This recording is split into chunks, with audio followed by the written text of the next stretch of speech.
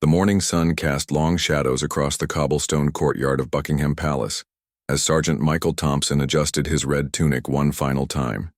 His polished boots gleamed like mirrors, and the iconic bearskin hat sat perfectly atop his head. At 32 years old, Michael had been a Queen's Guard for 8 years, and he took immense pride in the centuries-old tradition he represented. The role demanded absolute stillness, unwavering discipline, and complete dedication to duty. Standing at his post beside the palace gates, Michael could hear the familiar sounds of London awakening. Tour buses rumbled past, their guides already launching into well-rehearsed speeches about the famous guards who never moved, never smiled, and never broke character. Tourists gathered in clusters, cameras ready, hoping to catch even the slightest twitch or reaction from the stoic sentries. Michael's training had been rigorous and unforgiving. For months he had practiced standing motionless for hours at a time, learning to ignore distractions, weather, and the constant provocation of visitors trying to make him laugh or move. The Queen's Guard was more than a ceremonial position. It was a sacred trust, a living symbol of British tradition and military excellence that stretched back over 350 years. On this particular Tuesday morning, something felt different. Perhaps it was the gentle warmth of the spring air, or maybe it was the letter he had received the night before from his sister in Manchester, telling him about his 5-year-old nephew's battle with leukemia. Little Jamie had been asking about the soldier men with the big hats he had seen on television, wondering if they ever got tired standing so still all day. As Michael maintained his rigid posture, his peripheral vision caught sight of a small group approaching the gates. A woman in her 30s pushed a wheelchair carrying a young boy who couldn't have been more than 7 years old. The child's pale complexion and the medical bracelet on his thin wrist told a story that Michael recognized all too well from his nephew's condition. The boy's eyes, however, sparkled with unmistakable excitement as he spotted the guards. The family stopped about 10 feet away from Michael's position. The boy whispered something urgently to his mother, pointing directly at the guard. His voice, though weak, carried clearly across the quiet morning air. "Mummy, look, it's a real Queen soldier. Do you think he can see me?" Michael felt something stir deep inside his chest. The strict protocols of his position flashed through his mind. No movement, no acknowledgement, no break in composure under any circumstances. Years of training had conditioned him to treat every interaction as a test of his discipline and professionalism. Yet as he watched the child's face light up with wonder and hope, something more powerful than protocol began to take hold. The boy's mother knelt beside the wheelchair, speaking in gentle tones. "He's on duty, sweetheart. The Queen's Guards have to stay very still to protect everyone, but I'm sure he can see what a brave boy you are." The child nodded solemnly, as if understanding the weight of such an important job. But his disappointment was visible in the way his small shoulders sagged. Other tourists had begun to gather, forming a semicircle around the family and pointing their cameras toward Michael. Some made silly faces, others called out jokes, all hoping to capture the moment when the famous guard's composure would crack. But Michael remained focused on the boy in the wheelchair, whose quiet dignity stood in stark contrast to the crowd's boisterous attempts at entertainment. The child reached into a small bag on his lap and pulled out a hand-drawn picture. Even from his position, Michael could see it was a crayon drawing of a stick figure in a red coat and tall black hat. The boy held it up proudly, as if presenting a gift to his hero. "I drew this for you," he called out in his small voice. "I know you can't take it, but I wanted you to see it." Michael's throat tightened. The drawing was simple but unmistakably heartfelt. A child's interpretation of the very uniform he wore with such pride. In that moment, the weight of tradition seemed less important than the weight of human connection. Here was a little boy who saw past the ceremony and pageantry to something deeper, a symbol of strength, protection, and dedication that resonated with his young heart. The crowd around them grew larger, but somehow quieter, as if sensing the special nature of this interaction. Even the most determined photo seekers seemed to lower their cameras slightly, recognizing that they were witnessing something more meaningful than a typical tourist encounter. Michael's mind raced through possibilities. What would happen if he acknowledged the boy? Would he face disciplinary action? Would he be stripped of his position? The regulations were clear and non-negotiable. Yet as he watched the child carefully fold his drawing and place it back in his bag, resignation replacing hope on his young face, Michael felt the first crack in his carefully constructed armor of duty. The boy's mother began to turn the wheelchair away, perhaps sensing that their moment had passed. "Come on, darling," she said softly. "Let's go see the horses." But the child twisted in his seat, taking one last longing look at the guard who had captured his imagination and inspired his artwork.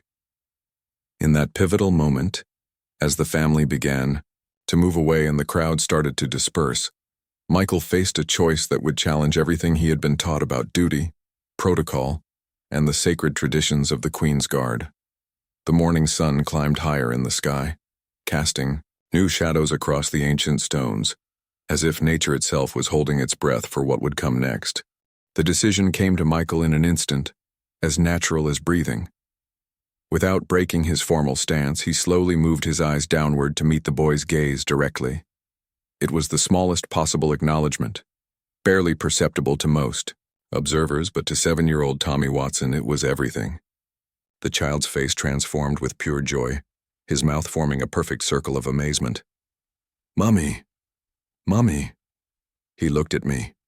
The soldier looked at me," Tommy whispered excitedly, his voice trembling with emotion. His mother, Sarah, turned back, toward the guard, her own eyes widening as she caught the subtle but unmistakable moment of connection between her son and the stoic sentry. Michael felt a warmth spread through his chest that had nothing to do with the morning sun. In his 8 years of service, he had never experienced anything quite like this. The boy's pure happiness at such a simple gesture reminded him why he had joined the military in the first place.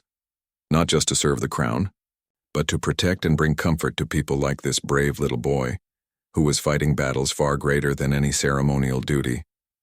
Other guards positioned around the palace gates began to take notice. Corporal James Mitchell, stationed 20 yards away, had observed the entire interaction. At 25, James was newer to the guard than Michael, but he had heard whispers among the ranks about moments like these. Moments when the humanity behind the uniform became more important than the uniform itself. His own younger sister had been born with cerebral palsy, and he understood the power of simple kindness in the face of overwhelming challenges. The crowd of tourists had grown to nearly 50 people, but their behavior had shifted noticeably. Instead of trying to provoke reactions, they watched quietly as the family lingered near the gates. Some visitors began sharing stories in hushed tones about their own children or grandchildren, creating an atmosphere of unexpected reverence around the palace walls. Tommy's mother wheeled him closer to Michael's position, emboldened by the guard's acknowledgement. "Tommy has been dreaming about meeting a Queen's Guard for months," she said quietly, speaking to Michael even though protocol dictated he wouldn't respond.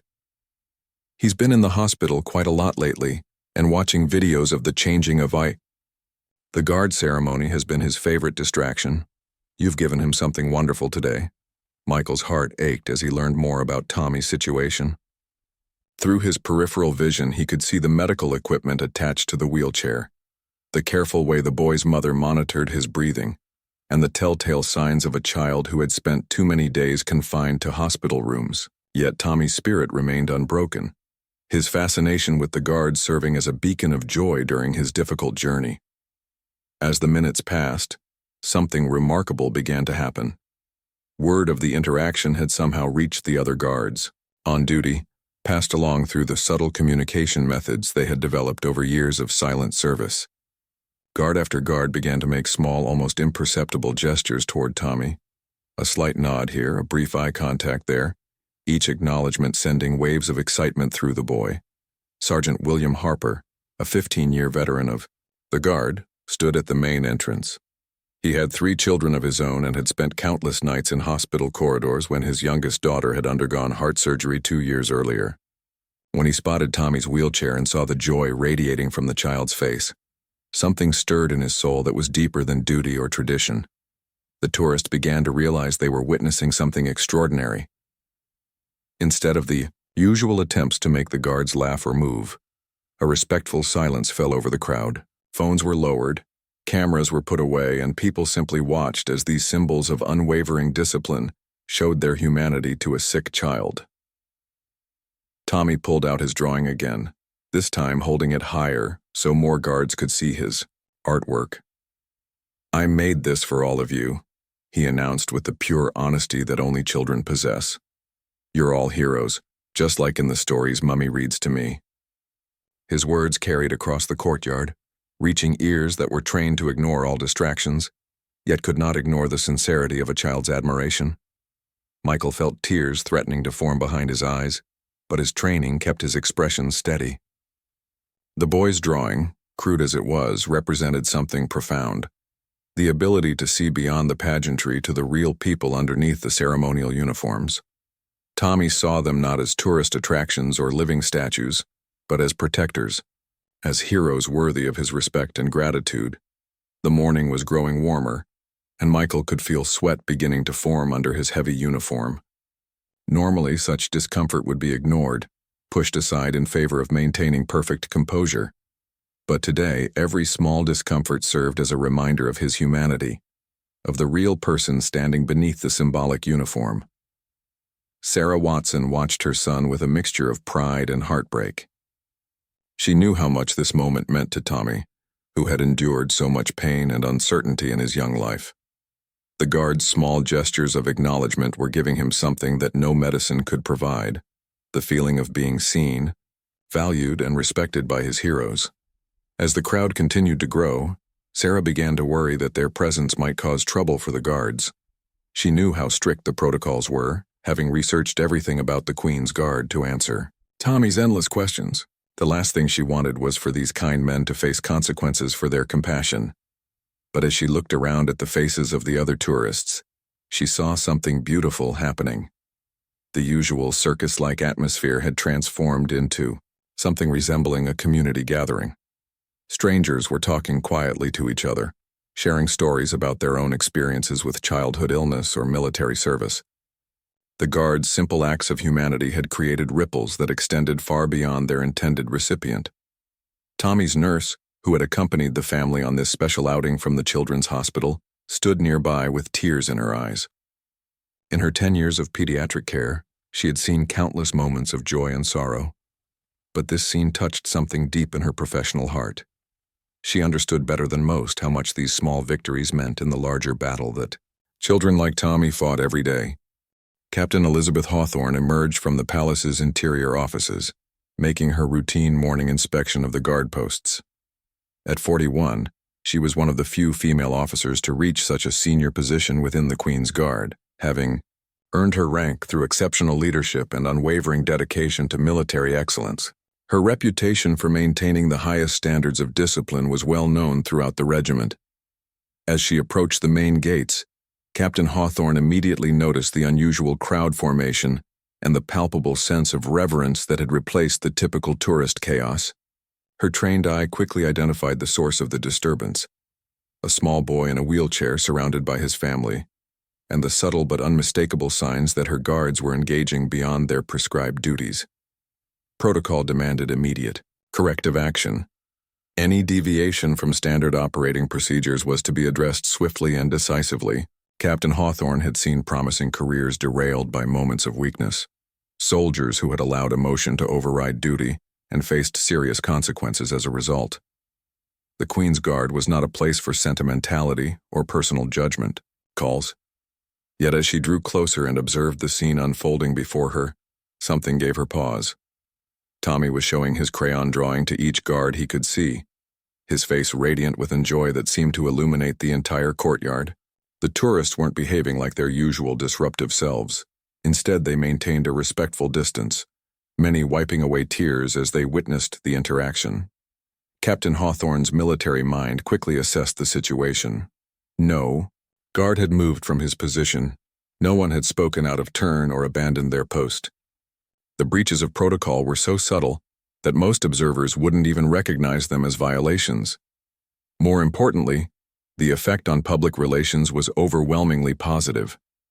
The crowd's behavior had transformed from disruptive to reverent, creating exactly the kind of respectful atmosphere the guard aimed to maintain. Her personal phone buzzed with a text message from her own 10-year-old daughter, Lucy, who was spending the school holidays with her grandmother. "Mummy, can we visit you at work soon? I want to see you in your important uniform." The timing of the message felt like a sign, reminding Captain Hawthorne that behind every uniform stood a real person with real relationships and real reasons for serving. Michael sensed his commanding officer's presence long before he saw her. Years of military training had honed his awareness to a razor's edge, and he could feel the weight of her scrutiny as she approached. His heart began to race, not from fear of punishment, but from the possibility that this magical moment might be cut short before it could reach its natural conclusion. Tommy, blissfully unaware of the military dynamics at play, continued his enthusiastic commentary on each guard he could observe. "That one has very straight shoulders, Mummy. And look how shiny his buttons are. They must spend ages getting ready every morning."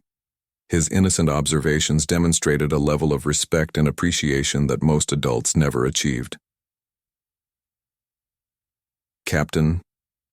Hawthorne positioned herself where she could observe without interfering, noting every detail of the interaction. She watched as Sergeant Thompson maintained perfect posture, while still managing to convey warmth through his subtle acknowledgments.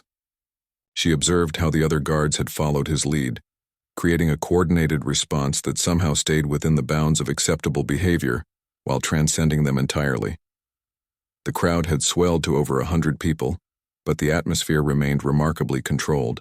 Parents were using the moment to teach their own children about respect, service, and the importance of treating all people with dignity.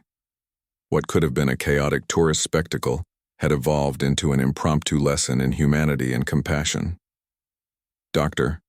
Patricia Williams, Tommy's oncologist from Great Ormond Street Hospital, had arrived unexpectedly as part of her own morning walk through the area. She recognized her young patient immediately and approached the family with concern, worried that the excitement might be too taxing for him given his current treatment regimen. But as she drew near, she could see that Tommy was experiencing the kind of genuine joy that no medication could provide. "His spirits have been so low lately," Dr. Williams whispered to Sarah Watson. "The new treatment protocol has been particularly difficult for him, but look at him now. I haven't seen him this animated in months. This is better medicine than anything I can prescribe." Captain Hawthorne overheard the doctor's comments, and they struck her with unexpected force.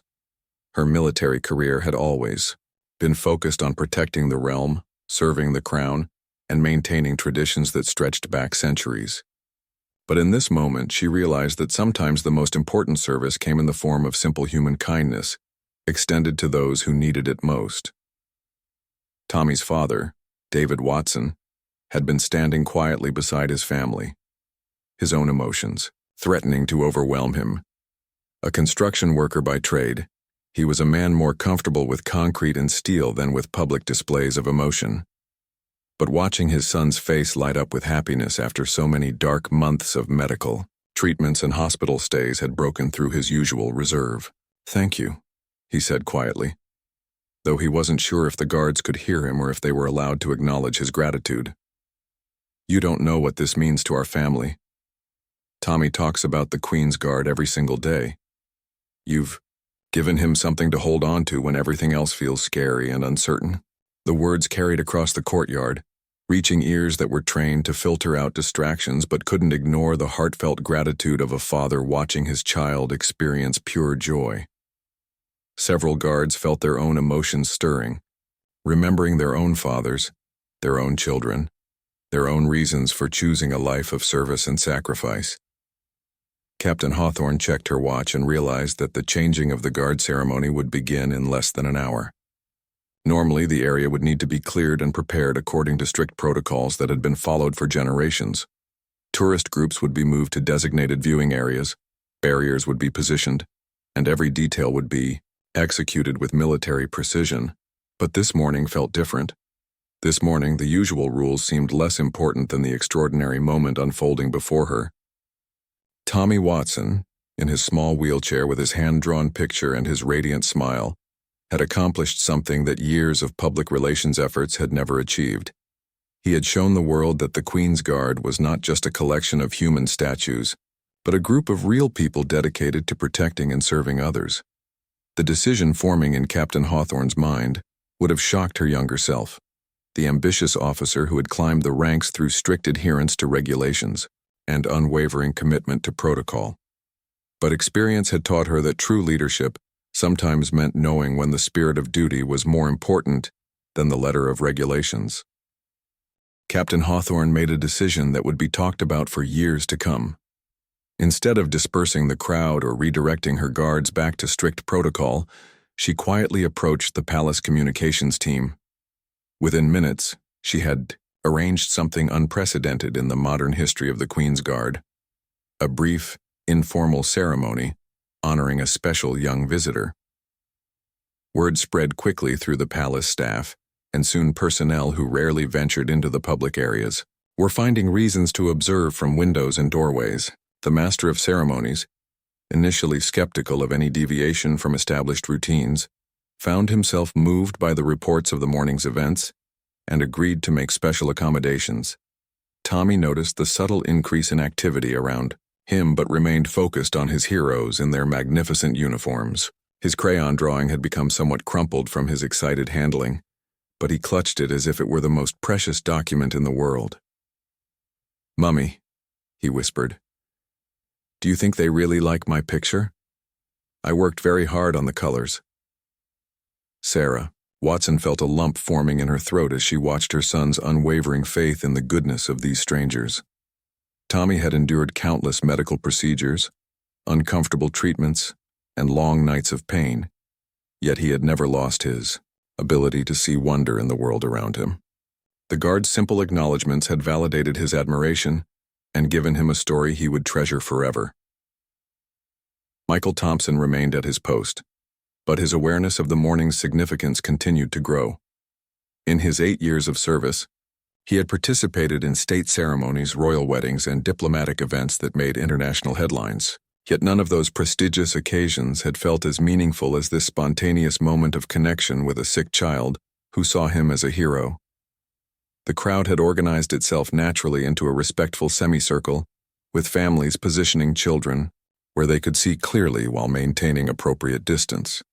Tour guides, initially frustrated by the disruption to their scheduled narratives, had begun incorporating the morning's events into impromptu lessons about the human side of British traditions.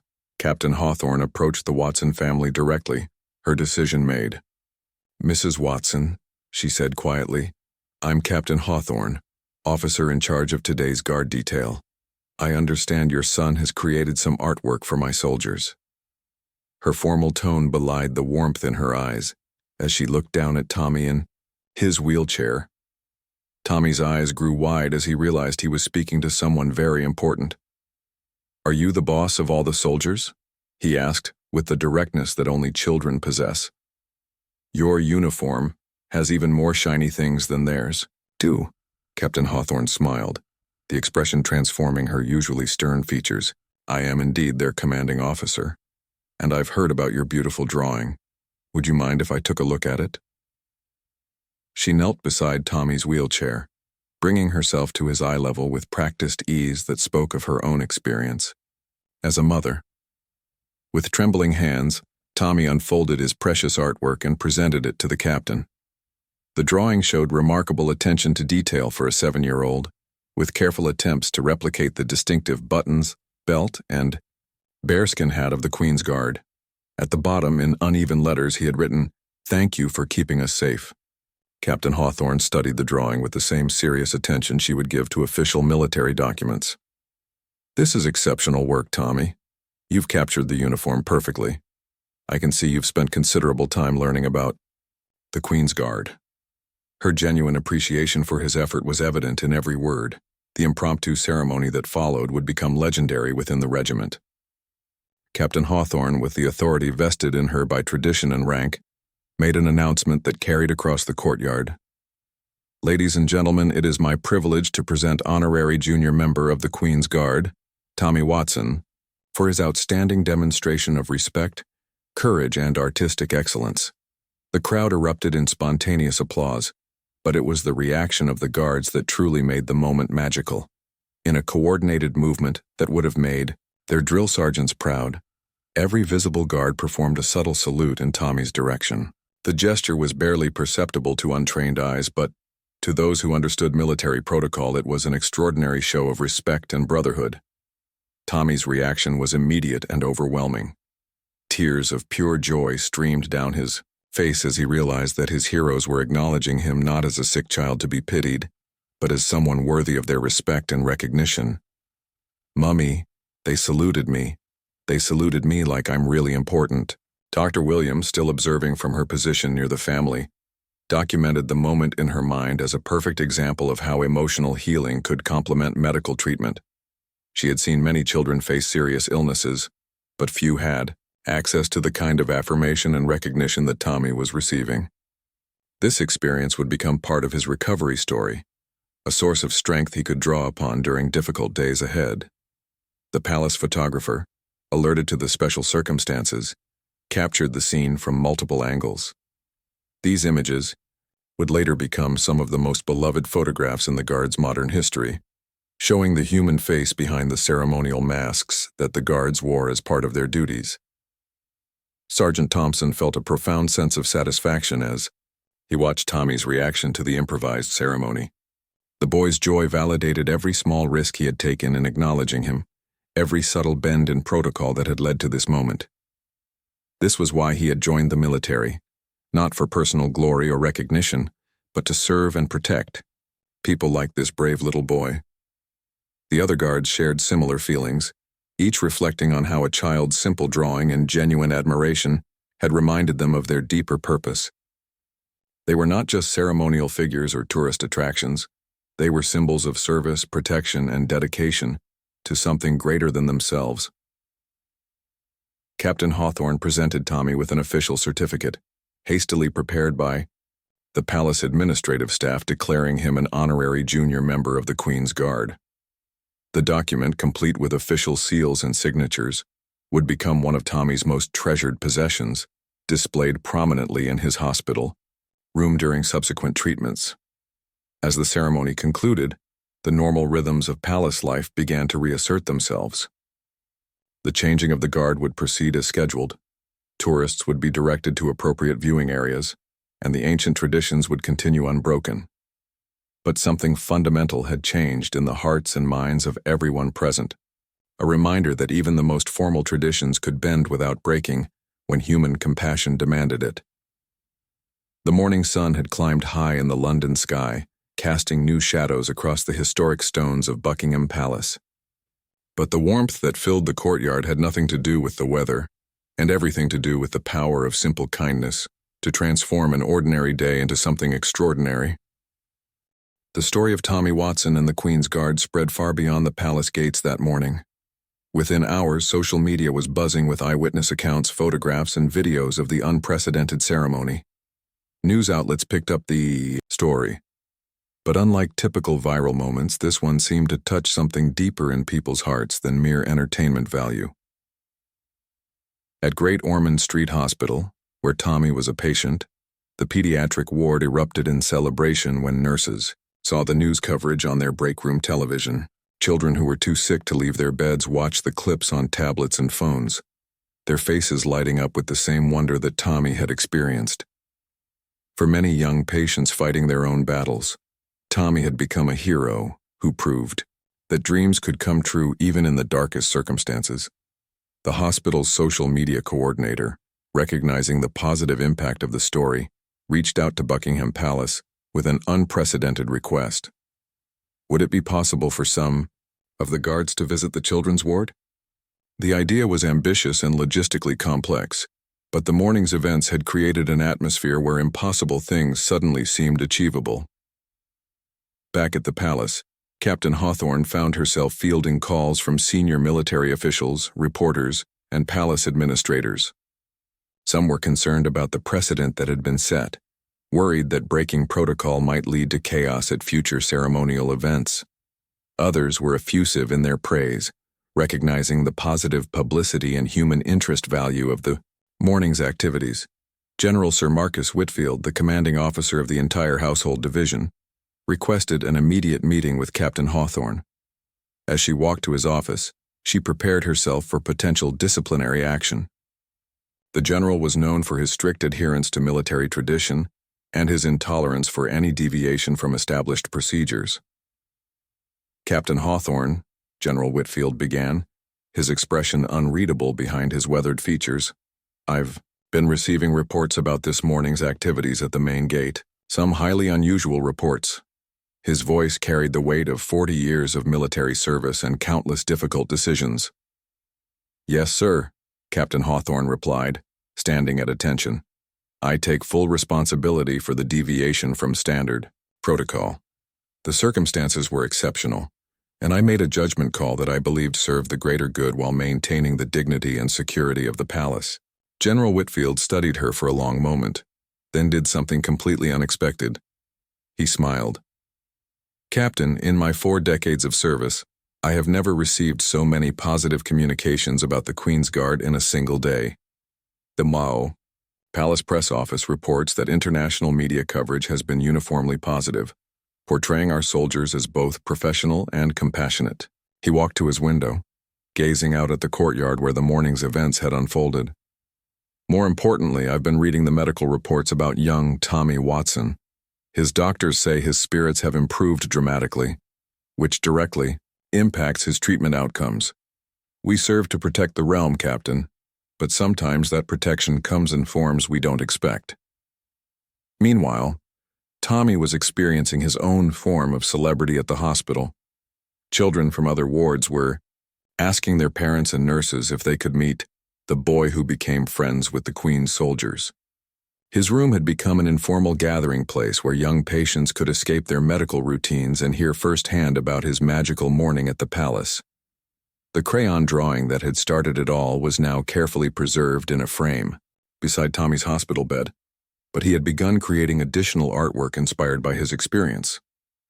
Each new drawing showed different aspects of the guards' uniforms, the palace architecture, or imagined scenes of their daily duties. The art therapy staff noted remarkable improvement in his fine motor skills and emotional expression. Sarah Watson found herself overwhelmed by the outpouring of support from strangers around the world. Messages poured in through social media, email, and even traditional mail forwarded by the hospital. People shared their own stories of small acts of kindness that had made enormous differences in their lives, creating a virtual community of compassion that extended far beyond Tommy's individual experience. The guards themselves were processing the morning's events in their own ways. Michael Thompson received a phone call from his sister in Manchester, who had seen the news coverage, and immediately recognized the connection to her own son's illness. "Jamie saw you on the television," she told him through tears. "He said his Uncle Michael is the nicest soldier in the world, and he wants to draw pictures for you too." Corporal Mitchell was contacted by his local newspaper, which wanted to do a feature story about the hometown hero who had shown such compassion to a sick child. Initially reluctant to speak publicly, he eventually agreed to a brief interview where he emphasized that his actions represented the values of the entire guard, not individual heroism. The ripple effects continued to spread throughout London and beyond. Tourism officials noted increased interest in visiting Buckingham Palace, with many specifically mentioning their hope to witness similar moments of human connection. Hotel concierge reported fielding unusual questions about the guards' schedules and the possibility of bringing children to meet them. Dr. Williams documented Tommy's improvement in her medical notes, creating what would become a case study in the relationship between emotional wellness and physical recovery. His white blood cell counts had improved, his appetite had returned, and his participation in treatment protocols had become much more cooperative. While medical science couldn't definitively prove causation, the correlation was impossible to ignore. The palace administration faced the challenge of managing increased public interest while maintaining security and operational efficiency. Requests for special visits and ceremonies multiplied exponentially, each one accompanied by heartfelt stories of children who would benefit from similar recognition. The balance between compassion and practicality required careful consideration and new protocols. Captain Hawthorne worked with her team to develop guidelines for future situations that might call for flexibility in ceremonial protocols. The goal was to preserve the spontaneous human element that had made Tommy's experience so meaningful, while ensuring that the essential functions and dignity of the Queen's Guard remained intact. 3 days after the original incident, an envelope arrived at the palace addressed simply to the nice soldiers at Buckingham Palace. Inside was a letter from a 9-year-old girl in Edinburgh whose younger brother had cerebral palsy. She had seen the news coverage and wanted to thank the guards for showing that important people can still be kind to children who are different. The letter was shared among all the guards on duty that week, each one reading it privately and reflecting on how their small acts of acknowledgement had created waves of positive impact far beyond their original scope. They began to understand that their role as Queen's Guards extended beyond ceremony and tradition to include representing the very best of human nature in their public service. 6 months later, Tommy Watson returned to Buckingham Palace, but this time he walked through the gates on his own 2 feet. His cancer was in remission, his strength had returned, and his smile was brighter than ever. The guards on duty that autumn morning included several familiar faces from his first visit, and the recognition was mutual and immediate. The ceremony planned for Tommy's return visit was more formal than his spontaneous first encounter, but no less meaningful. Palace officials had worked with Great Ormond Street Hospital to arrange a special recognition event for children who had shown exceptional courage during their medical treatments. Tommy was joined by 12 other young patients, each with their own story of resilience and hope. Michael Thompson, now promoted to staff sergeant, stood at attention as the small procession of children and families approached the palace gates. 6 months of regular correspondence with Tommy's family had kept him informed about every milestone in the boy's recovery. The framed letters from Tommy that now decorated his barracks room had become sources of inspiration for other guards, facing their own personal challenges. Captain Hawthorne, whose handling of the original incident had earned her recognition and promotion within the military hierarchy, served as the official host for the ceremony. The event had grown beyond a simple thank you gesture into a formal program that would become an annual tradition, bringing together recovering children and the guards who had shown such compassion. Tommy carried with him a new artwork. Not a crayon drawing this time, but a carefully crafted watercolor painting of the palace gates with all the guards at their posts. His artistic skills had improved dramatically during his recovery, partly due to the art therapy sessions that had become a cornerstone of his treatment program. The painting captured not just the visual elements of the scene, but somehow conveyed the warmth and humanity he had experienced during his first visit. "Sergeant Thompson," Tommy called out as he spotted his friend among the guards.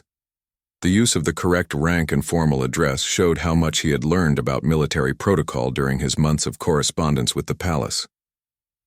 "I brought you a new picture, and this one is much better than my first drawing." The ceremony proceeded with remarkable dignity and joy. Each child was presented with a special certificate recognizing their bravery and resilience, signed by senior palace officials and military commanders. But the most moving moment came when the guards, led by Staff Sergeant Thompson, performed a ceremonial salute specifically choreographed for the occasion. As Tommy stepped forward to present his watercolor painting, he spoke with the confidence that had grown alongside his physical recovery.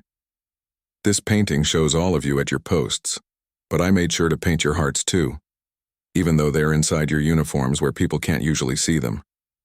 I wanted everyone to know that Queen's Guards have the biggest, kindest hearts in the whole world."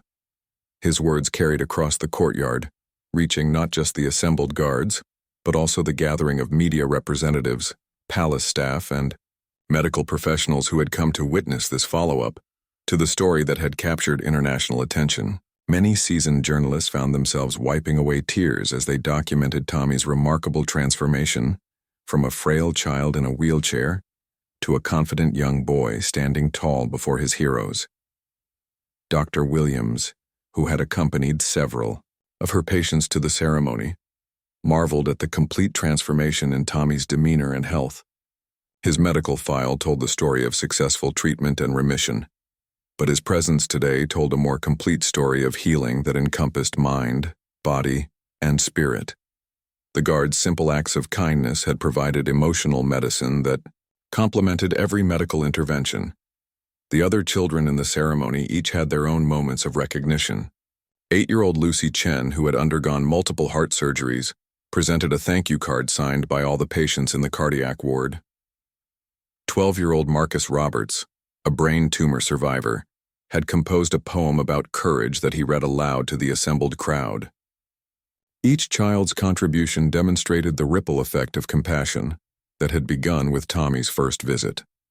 General Whitfield, who had initially supported Captain Hawthorne's decision despite concerns from other officials, attended the ceremony as guest of honor. In his remarks, he emphasized how the Guards' actions had exemplified the finest traditions of military service, not just protecting the realm through strength and vigilance, but also through demonstrating the values of compassion, honor, and service to others.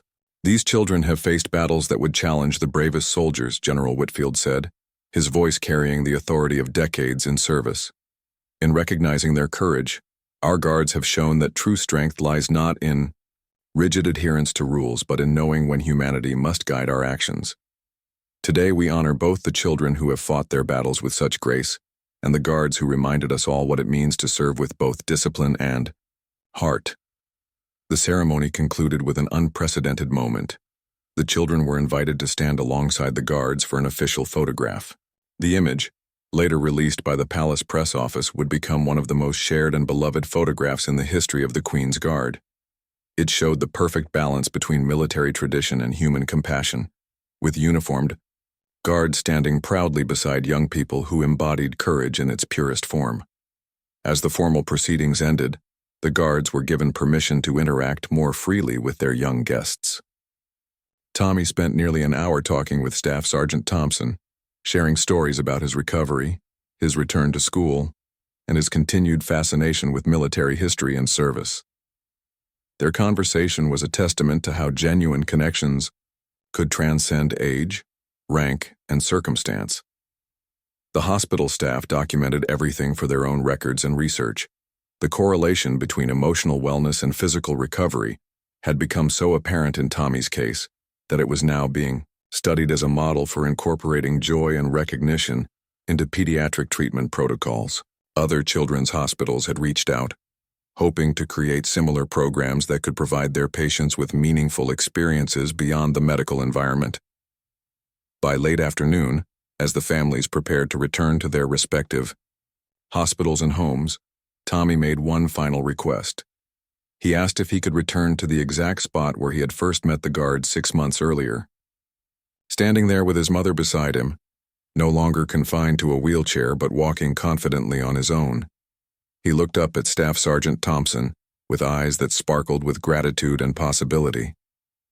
"When I grow up," Tommy announced, with the certainty that only children possess, "I want to be a Queen's Guard too. Not because of the uniform or the ceremony, but because I want to help people feel safe and happy, just like you helped me." His words encapsulated the true legacy of that morning 6 months earlier, not just a moment of kindness, but an inspiration that would influence a young life for decades to come. The story of Tommy Watson and the Queen's Guard had evolved from a spontaneous moment of human connection into something far more significant. A reminder that the most important battles are often fought not with weapons or strategies, but with simple acts of recognition, respect, and love. As the sun set over Buckingham Palace that evening, the Guards returned to their posts, carrying with them the knowledge that their service extended far beyond ceremony and tradition. They were protectors not just of buildings and protocols, but of hope, dignity, and the belief that kindness could triumph over any challenge. The ripple effects of that morning would continue for years to come, inspiring policy changes in military protocol, new programs in children's hospitals, and countless individual acts of compassion from people who had heard Tommy's story and been moved to create their own moments of connection with those who needed them most.